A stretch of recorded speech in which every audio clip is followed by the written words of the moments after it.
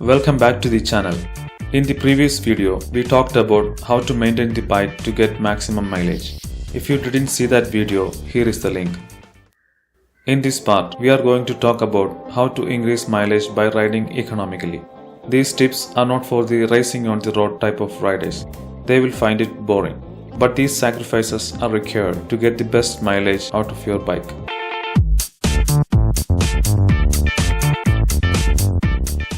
Sudden acceleration will waste so much fuel.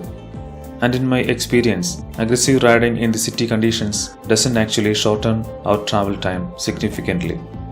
In cities, we are accelerating and overtaking others just to stop for the next traffic light.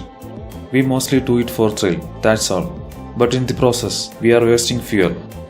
So the point is, build speed gradually with a soft right hand.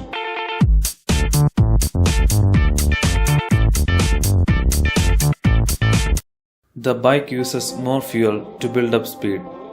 And when you brake, the fuel you used to get to that speed is wasted. I am not saying that you don't brake, but anticipate a braking situation early by observing the road ahead. For example, if you see the red light in a traffic signal, don't speed up to there.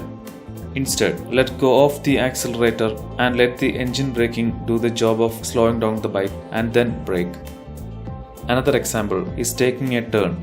You have to slow down for that turn. In that situation, rather shut the throttle earlier and let the bike slow down naturally to that turn, than race to that turn and brake hard. Here the point is, save fuel by closing the throttle earlier and let the bike slow down itself. How much less you apply the throttle, that much more the fuel mileage you will get.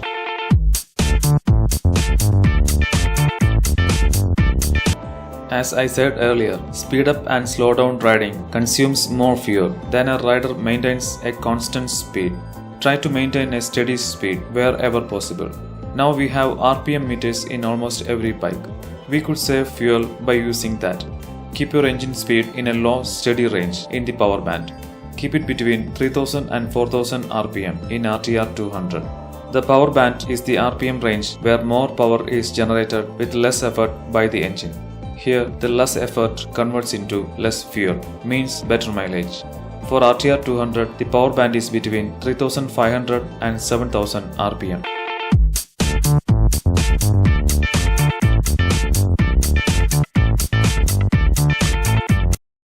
Riding in appropriate gear is also important. Many people have a misconception here. Their thought is that the highest gear gives maximum mileage in whatever speed. That is not true. Lower the gear according to vehicle speed and keep the RPM in the power band. If you need more power at low RPMs, rather shift down than giving it full throttle.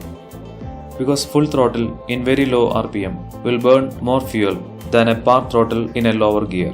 It's not good for the engine too.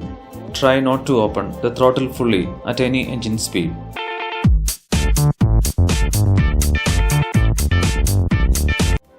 Wind resistance is another enemy of fuel efficiency. It increases exponentially with speed. At 120 km per hour, wind resistance is double what it is at 80 km per hour, which means the engine needed double the power just to push the air aside at 120 km per hour than at 80 km per hour. In that process, a lot of fuel will be wasted. So if you want mileage, do not attempt to make speed records. For most bikes, including RTR 200, the best speed for mileage is 50 km per hour. Because at 50, the engine speed will be 3700 RPM in 5th gear in RTR, the lower end of power band. Also, wind resistance will be much lower at 50 km per hour. You can go up to 65 km per hour without affecting much mileage. Anything higher will reduce the fuel efficiency drastically. Equally, anything below 40 km per hour too decreases mileage. So if you want good mileage, ride in an economical speed, not so fast and not so slow.